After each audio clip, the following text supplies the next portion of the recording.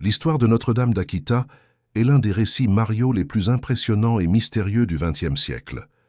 Tout a commencé il y a un peu plus de 50 ans, le 12 juin 1973, au couvent des Servantes de l'Eucharistie, à Akita, une petite ville du nord-ouest du Japon. Là, la religieuse japonaise Agnès Katsuko Sasagawa, qui souffrait d'une surdité totale, a vécu une série de phénomènes extraordinaires qui allaient profondément marquer l'Église et le monde.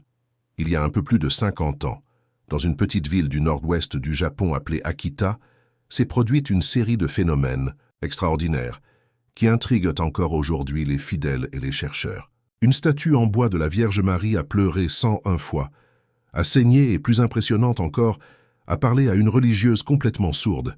Ces événements, qui ont commencé en 1973, sont considérés comme l'un des plus grands mystères et miracles mariaux du XXe siècle. Et leur message semble de plus en plus pertinent pour notre époque, notamment lorsque nous réfléchissons aux défis auxquels le nouveau pape est confronté dans la conduite de l'Église. Tout a commencé le 12 juin 1973, lorsque sœur Agnès Sasagawa, une religieuse japonaise souffrant de surdité totale, priait devant le tabernacle de la chapelle du couvent des Servantes de l'Eucharistie. Soudain, elle fut témoin de quelque chose d'extraordinaire. Des rayons de lumière brillants émanaient du tabernacle. Ce phénomène lumineux s'est répété les 2 jours suivants, comme un prélude à des événements encore plus impressionnants. Peu de temps après, une plaie en forme de croix est apparue dans la paume de la main de sœur Agnès. La plaie saignait et lui causait de vives douleurs, rappelant les stigmates rapportés chez d'autres saints au cours de l'histoire de l'Église. Ces signes physiques ont commencé à attirer l'attention des autres religieuses du couvent et de ceux qui suivaient les événements avec un intérêt et un étonnement croissants.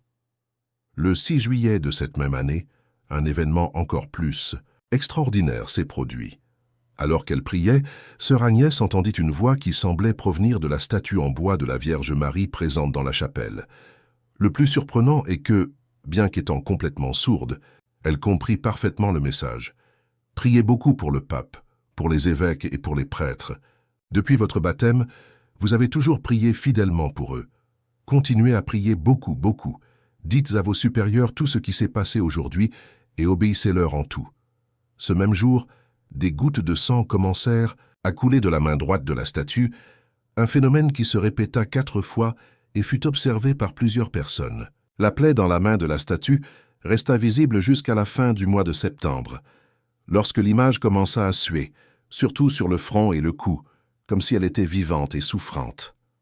Entre 1975 et 1981, la statue de Notre-Dame d'Akita a pleuré des larmes humaines à 101 reprises. Ces larmes ont été observées par de nombreuses personnes, dont l'évêque local, Mamzinger John Shojiro Ito. Le liquide a été recueilli et analysé scientifiquement, confirmant qu'il s'agissait bien de larmes humaines. De même, le sang qui s'écoulait de la statue a été examiné et confirmé comme étant du sang humain. Entre août et octobre 1973, sœur Agnès a reçu 3 messages de la Vierge Marie, tous avec un ton d'urgence et d'avertissement. Le 3e et dernier message a été reçu le 13 octobre 1973, exactement à l'anniversaire du célèbre miracle du soleil à Fatima, au Portugal, survenu en 1917. Cette coïncidence de date ne semble pas fortuite et renforce le lien entre les apparitions d'Akita et les prophéties de Fatima, toutes deux appelant à la conversion, à la prière et à la pénitence. Le premier message, reçu le 6 juillet, soulignait l'importance de la prière pour les dirigeants de l'Église. Le deuxième message, du 3 août, mettait en garde contre un possible châtiment divin.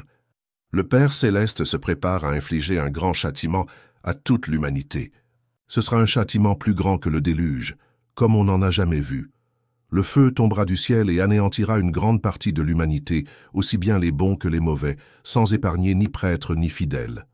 Le troisième, un message reçu le 13 octobre, est particulièrement pertinent lorsque l'on pense à la situation actuelle de l'Église et aux défis auxquels le pontificat est confronté. Le démon s'infiltrera jusque dans l'Église de telle sorte qu'on verra des cardinaux s'opposer à des cardinaux, des évêques contre des évêques. Les prêtres qui me vénèrent seront méprisés et combattus par leurs confrères. Des églises et des autels seront saccagés. L'Église sera pleine de ceux qui acceptent des compromis et le démon poussera de nombreux prêtres et âmes consacrés à quitter le service du Seigneur. Après une enquête minutieuse qui a duré des années, en 1984, l'évêque John Shojiro Ito a déclaré officiellement que les événements d'Akita étaient d'origine surnaturelle et a autorisé la vénération de la Vierge dans ce diocèse. Le Vatican, pour sa part, a jugé les messages dignes de foi. Le cardinal Joseph Ratzinger, qui deviendra plus tard le pape Benoît XVI, alors préfet de la Congrégation pour la doctrine de la foi, a confirmé la fiabilité des messages d'Akita. Parmi les nombreux phénomènes extraordinaires associés à Akita, l'un des plus remarquables fut la guérison inexpliquée de la surdité de sœur Agnès. En 1978, 5 ans après le début des manifestations, elle retrouva complètement l'ouïe, un fait qu'elle-même a communiqué à l'évêque et qui a été vérifié par des médecins. Cette guérison, qui défie toute explication médicale conventionnelle, est considérée comme l'un des signes de l'authenticité des apparitions d'Akita. Les messages d'Akita prennent une pertinence particulière lorsque nous considérons la situation actuelle de l'Église catholique et les défis auxquels le nouveau pape est confronté. La Vierge Marie, dans ses messages, a souligné à plusieurs reprises la nécessité de prier pour le pape, les évêques et les prêtres. Elle a prédit des temps difficiles pour l'Église, avec des divisions internes et des attaques externes. Le nouveau pape, en tant que chef de plus d'1 milliard de catholiques dans le monde entier, fait face à des défis sans précédent. Les divisions internes au sein de l'Église, sur des questions doctrinales et pastorales, les scandales qui ont ébranlé la confiance des fidèles, la sécularisation croissante dans de nombreuses parties du monde, la persécution religieuse dans d'autres régions et la nécessité d'adapter l'évangélisation au monde numérique ne sont que quelques-uns des obstacles qu'il doit surmonter. Les messages d'Akita nous rappellent que le pape a urgemment besoin de nos prières pour rester ferme dans sa mission et son leadership. Comme la Vierge Marie l'a dit à sœur Agnès, priez beaucoup pour le pape, les évêques et les prêtres. Ce n'est pas une suggestion facultative, mais un appel urgent du ciel. La prophétie d'Akita concernant des cardinaux s'opposant, faire des cardinaux des évêques contre des évêques, semble particulièrement pertinente aujourd'hui. Nous observons des débats passionnés et parfois diviseurs sur des questions telles que l'approche pastorale pour les personnes divorcées et remariées, la liturgie, le dialogue interreligieux et la réponse de l'Église aux changements culturels. Ces divisions peuvent affaiblir l'autorité du pape et entraver sa mission d'unifier l'Église. La Vierge Marie a averti que les prêtres qui me vénèrent seront méprisés et combattus par leurs confrères. Cela nous rappelle que la dévotion mariale et la fidélité à la tradition de l'Église peuvent devenir des points de controverse. Le pape, en tant que gardien de l'unité de l'Église, doit naviguer dans ces eaux tumultueuses avec sagesse et courage, en équilibrant la fidélité à la tradition avec l'ouverture pastorale. Les messages d'Akita mettent également en garde contre les attaques externes à l'Église. Des églises et des autels saccagés. Cela peut être interprété tant littéralement, comme nous le voyons dans les cas de vandalisme et de persécution dans diverses parties du monde, que symboliquement, faisant référence à l'érosion de la foi et à l'abandon des pratiques religieuses dans des sociétés de plus en plus sécularisées. Le nouveau pape est confronté au défi de défendre la foi dans un monde qui est souvent hostile ou indifférent au message chrétien. Il doit trouver des moyens de communiquer l'Évangile de manière pertinente et attrayante, sans compromettre son essence. Comme le message d'Akita nous avertit, il y a le danger que l'Église soit remplie de ceux qui acceptent des compromis, diluant la vérité pour s'accommoder à l'esprit du temps. L'une des recommandations les plus emphatiques des messages d'Akita est la récitation quotidienne du rosaire. La Vierge Marie a dit que, face aux calamités qui approchent, les seules armes qui resteront seront le rosaire et le signe que mon Fils a laissé. Cette emphase sur le rosaire fait écho à d'autres apparitions mariales, comme Fatima et Lourdes. Le rosaire est présenté comme une arme spirituelle puissante contre les forces du mal qui menacent l'Église et le monde. C'est une forme de prière qui nous connecte au mystère de la vie du Christ et nous place sous la protection maternelle de Marie.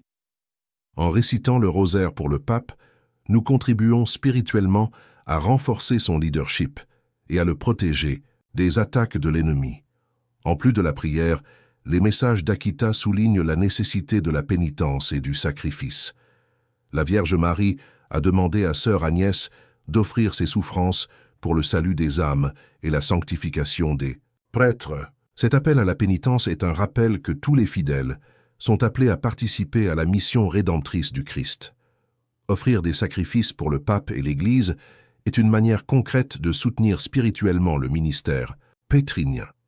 De petits sacrifices quotidiens offerts avec amour peuvent avoir un impact spirituel profond. Comme saint Jean-Paul II le rappelait souvent, la souffrance offerte en union avec le Christ a une valeur rédemptrice.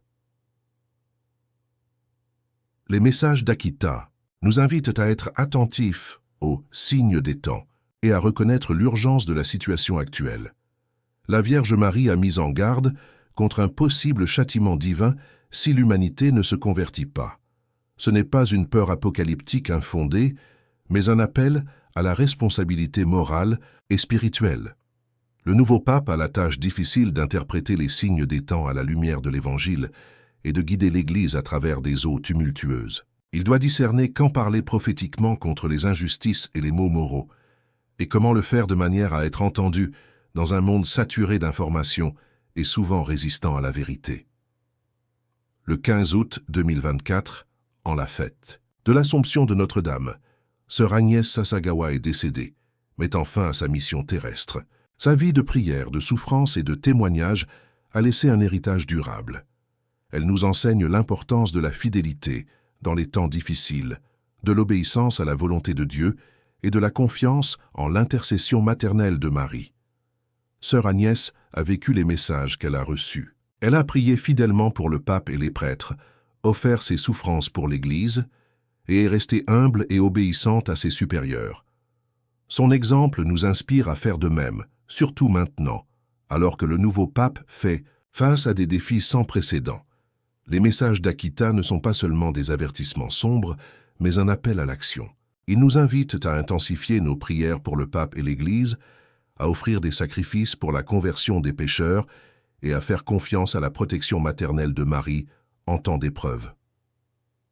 Le nouveau pape a urgemment besoin de nos prières pour rester ferme dans sa mission et son leadership. Comme la Vierge Marie l'a dit à sœur Agnès, priez beaucoup pour le pape, les évêques et les prêtres. Ce n'est pas une suggestion facultative, mais un appel urgent du ciel.